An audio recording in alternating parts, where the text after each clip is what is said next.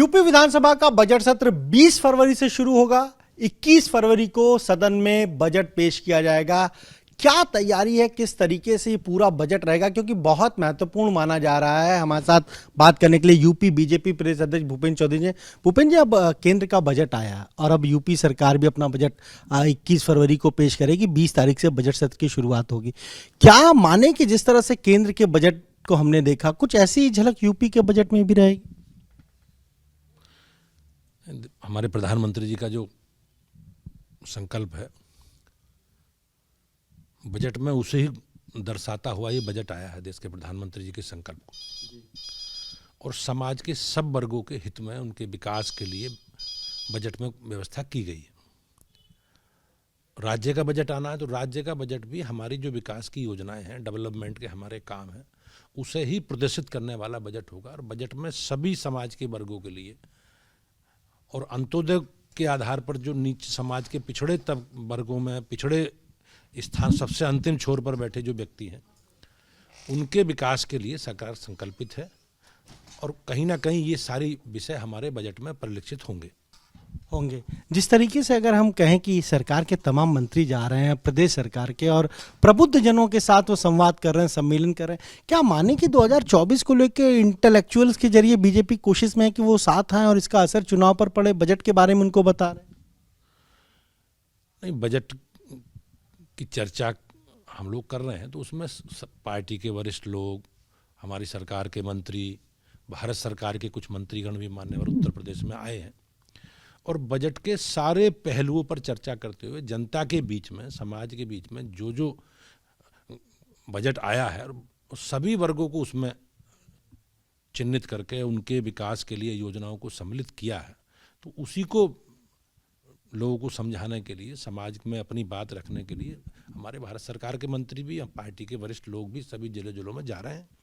और मुझे विश्वास है कि जो बजट भारत सरकार ने, हमारी माननीय प्रधानमंत्री जी के नेतृत्व में वित्त मंत्री ने प्रस्तुत किया है, वो निश्चित रूप से हमारा जो एजेंडा है उसे परिलक्षित करने वाला बजट है। और ये भी कहा जा रहा है कि वो फीडबैक लेंगे लोगों से कि बजट में क्या कुछ चीज़ें रखी जाएं, उसे बजट में रखा जा सकता है। ऐसी भी कोई योजना, कोई चौपाल भी लगाने की? नहीं, हम लोग समय समय पर जो हमारे कोर एजेंडे से जुड़े विषय हैं, हमारे घोषणा पत्र, संकल्प पत्र से जुड़े विषय हैं, जो जो बातें हमने अपने एजेंडे में कही हैं चुनाव के समय, अपने संकल्प पत्रों में कही हैं, उनको जोड़ने के लिए, उनके अनुसार व्यवस्था कराने के लिए हम लोग हमेशा माननीय मुख्यमंत्री से आग्रह करते रहे हैं और बैठ के बीच में बातचीत करके उन विषयों को जोड़ने के लिए आग्रह फिर करेंगे। एक सवाल यह है कि 2024 के लोकसभा चुनाव को देखते हुए हर पार्टी अपना संगठन विस्तार कर रही है। समाजवादी पार्टी ने राष्ट्रीय कार्यकारिणी घोषित किया, हालांकि 3 संशोधन उन्होंने किए और कुछ और लोगों को शामिल किया। सुभाषपा हो, आरएलडी हो, सभी दल संगठन विस्तार कर रहे हैं। बीजेपी में कब तक ये संगठन विस्तार देखने को मिलेगा, क्योंकि कहा जा रहा था कि फरवरी बहुत महत्वपूर्ण महीना होगा? भारतीय जनता पार्टी एक विचारधारा से जुड़े लोगों का समूह है और वो सारे लोग जुड़कर एक विचार के लिए हम लोग मोदी जी के नेतृत्व में काम कर रहे हैं, योगी जी के नेतृत्व। हमारे यहाँ संगठन का कालखंड है, समय अवधि निर्धारित है।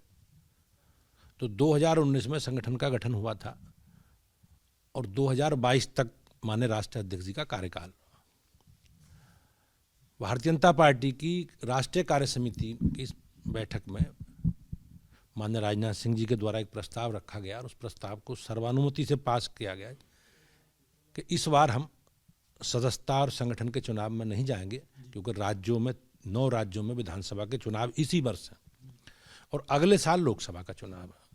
तो माननीय राष्ट्रीय अध्यक्ष जी के नेतृत्व में संगठन का कालखंड जून 2024 तक बढ़ा दिया गया है।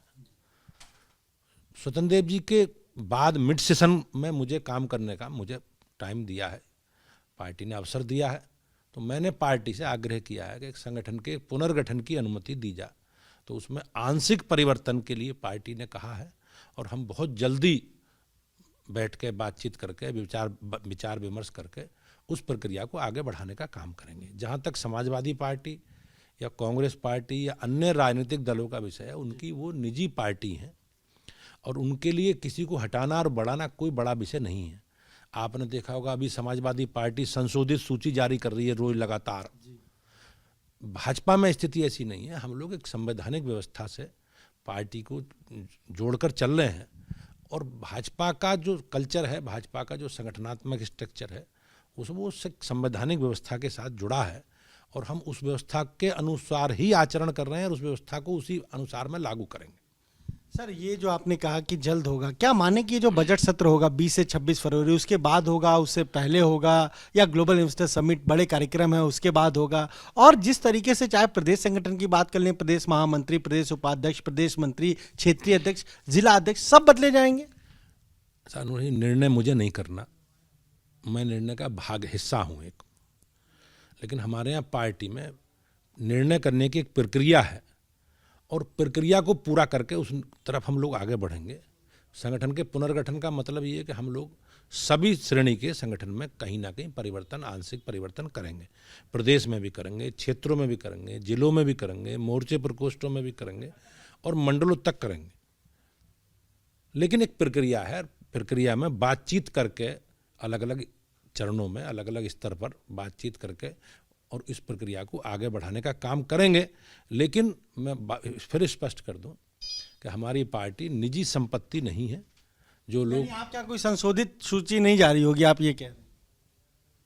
नहीं, हम लोग संशोधित सूची, तो जो लोग समाजवादी पार्टी देख रहे हो आप, किस प्रकार से रोज संशोधित सूची आती है उनकी। आप लोग जिस प्रकार का विषय रखते हो कि अमुक समुदाय के लोग नहीं बने, अमुक समुदाय के छोड़ दिया, हमारे यहाँ सभी समाज को, समाज के सब वर्गों को लेकर हम चलेंगे। भारतीय जनता पार्टी का जो स्वरूप है, सर्वव्यापी, सर्वस्पर्शी, और पार्टी में भी और हमारी सरकार में भी उस स्वरूप का कहीं ना कहीं परिलक्षित होता है, आप लोग देखते होंगे। 2024 के यानी प्रदेश अध्यक्ष भूपेंद्र चौधरी की नई टीम तैयार हो जाएगी इसी महीने? आपको जब तैयार हो जाएगी तो सूचना सबसे पहले मीडिया के माध्यम से जनता को देंगे, आप ही लोगों के माध्यम से देंगे, लेकिन बहुत जल्दी करेंगे इसमें। All India Muslim personal law board की बैठक हुई लखनऊ में, उन्होंने कहा कि देश में नफरत का जहर घोला जा रहा है, यूनिफॉर्म सिविल कोड वापस लेना चाहिए। संविधान में सभी समाज के वर्गों को, सबको समान अधिकार दिए गए, और देश संविधान से चलता है। हमारे यहाँ किसी भी कोई अलग किसी को विशेषाधिकार देने की बात नहीं है जी। और यही सब लोग संविधान की दुहाई देते हैं। आपने देखा होगा अभी बाल विवाह जैसी कुप्रथा के विरोध में सरकार आगे बढ़ रही है असम की। तो हमारे लिए, सबके लिए बाल विवाह एक सामाजिक बुराई है, और संविधान में शादी की एक समय सीमा अवधि निश्चित की गई है,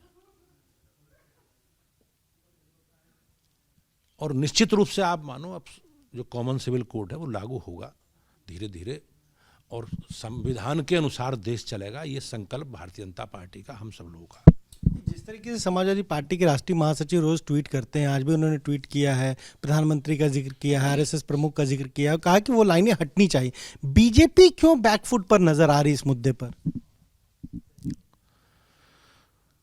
हमने सारे जो हमारे विषय हैं, हमारा ओपन है सारा, हमारा कोई कन्फ्यूजन हम लोगों में नहीं है।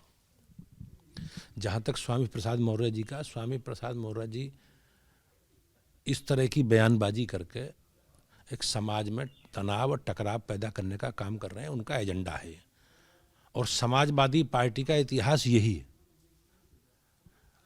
और जिस तरह के कृत्य उन्होंने किए हैं, अभी रामायण की प्रतीक जलाने का काम उन्होंने किया, मैं इस मत का हूँ, मेरी पार्टी इस मत की है कि किसी भी धार्मिक ग्रंथ के बारे में हमें इस तरह का बर्ताव नहीं करना चाहिए, और कोई ऐसा काम नहीं करना चाहिए जिसमें समाज में तनाव और टकराव पैदा हो। तो क्या सियासत हो रही केवल? देखो, पिछले 4 चुनावों में उत्तर प्रदेश की महान जनता ने भारतीय जनता पार्टी को बहुत स्नेह और सम्मान दिया है। और आप देखोगे पिछले 50 वर्षों में अगर सर्वाधिक अच्छे राजनीतिक परिणाम आए हैं तो बीजेपी के पक्ष में आए हैं। आपने देखा होगा, मेरा जितना जानकारी है मुझे, 2014 में 90% सीटें लोकसभा की भाजपा को मिली। मुझे ऐसा लगता नहीं कि 85 के बाद किसी दल को 90% सीटें मिली हो। कांग्रेस को मिली थी 85 में, लेकिन कांग्रेस का वोट प्रतिशत भी हमारे जैसा नहीं था। हमें 2019 में 51% वोट मिले, सारे लोग गठबंधन में चले गए। हमें 2022 में 70% सीटें मिली हैं, 2017 में 80% लोग विधानसभा की सीटें मिली। तो भारतीय जनता पार्टी को और हमारे नेतृत्व के प्रति, मोदी जी के प्रति जो विश्वास है लोगों का, इस प्रदेश के और देशवासियों का, उस विश्वास का ही परिणाम है। और हमारी सरकार जो गरीब कल्याण के लिए काम कर रही है, ईमानदारी से काम कर रही है, और हमारे कार्यकर्ता घर घर पर लोगों से व्यक्तिगत संपर्क बनाकर 24 घंटे और 360 दिन जनता के बीच में है, ये उसी का परिणाम है कि ये सब लोग बौखलाए हुए हैं। और समाजवादी पार्टी का जो इतिहास है, उस इतिहास को आगे बढ़ाने का काम वो कर रही है। लेकिन जनता सजग है, सावधान है। इन सब प्रपंचों में किसी के भी जनता फंसेगी नहीं। जो उनके हित में काम कर रहे हैं, जो उनके दुख दर्द में जनता के बीच में खड़े हैं, जनता उनके साथ है। लेकिन वो तो अब कह रहे हैं, आरएसएस प्रमुख का बयान कह रहे हैं कि इसका स्वागत है, कह रहे हैं उन्होंने बहुत सही बात कही है। मैंने माननीय मोहन जी का बयान नहीं सुना है, लेकिन जैसा मुझे जानकारी है, उस बयान को तोड़ मरोड़ कर प्रस्तुत किया गया। उनकी मंशा ऐसी नहीं है। आखिरी सवाल ये है, स्वामी प्रसाद मौर्य की बेटी बीजेपी सांसद है संघमित्रा मौर्य। हर कोई ये जानना चाह रहा है कि अगर इतना विवाद हो रहा है, क्या बीजेपी उन्हें फिर से टिकट देगी? नहीं, वो हमारी सांसद है और हमारे सिंबल से जीती है, लेकिन तय उन्हें करना है। ये निर्णय संघमित्रा जी को करना है। पार्टी तैयार है, लेकिन नहीं, हम तो सबको साथ लेकर चल रहे हैं, हमारे साथ है, उसमें क्या परेशानी है। हमारी भारतीय जनता पार्टी के सिंबल से वो जीती हैं, और वो मोदी जी को लोगों ने प्रधानमंत्री बनाने के संकल्प के साथ बदायूं की महान जनता ने मतदान किया है, और वो हमारी सांसद है, लेकिन तय उसे करना। तो ये आपने सुना, क्या कहना है प्रेस अध्यक्ष भूपेंद्र चौधरी का। साफ तौर पर कह रहे हैं कि जो बजट है वो कहीं ना कहीं लोगों के हित में होगा। सरकार के जो मंत्री जा रहे हैं, जो फीडबैक मिलेगा उसे भी बजट में शामिल किया जाएगा। और साफ तौर पर स्वामी प्रसाद मौर्य हो, समाजवादी पार्टी हो, उन पर सीधा उनका कहना है कि समाज को बांटने का काम कर रहे हैं। जब 4 चुनाव में नहीं कुछ कर पाए, तो अब कहीं ना कहीं विभाजन के लिए इस तरीके की बयानबाजी कर रहे हैं। कैमरा जितेन के साथ अनुभव शुक्ला, एपी गंगा, लखनऊ।